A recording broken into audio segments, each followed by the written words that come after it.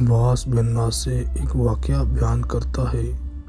جب میں وادی الحجارہ کے قریب سے گزرا تو ایک عیسائی عورت نے مجھ کو سلطان سمجھ کر بآواز بلند کہا، اے الحکم!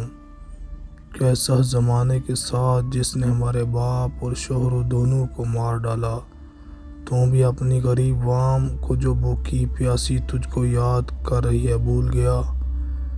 میں نے نہایت تشفی اور دلداری کے ساتھ اس تباہی کی وجہ دریافت کی۔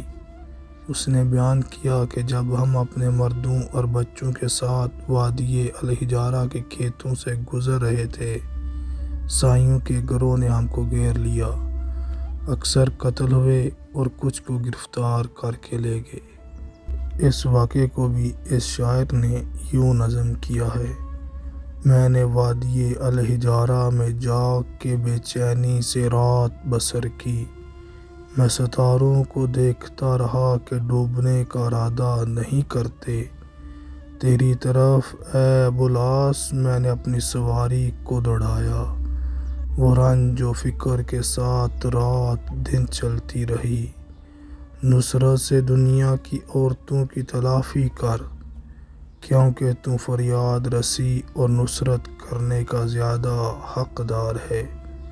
عباس بن ناصر نے دربار سلطانی میں اپنے قصیدے کو پڑھا، جس سے سلطان اس قدر متاثر ہوا کہ فوراً بذات خود مع الفوج کے وادی الحجارہ پہنچا اور کامل تحقیقات کے بعد مجرموں کو قتل کیا۔ اور اس عیسائی عورت کے سامنے سلطان نے عباس کی طرف متوجہ ہو کر کہا، اے عباس!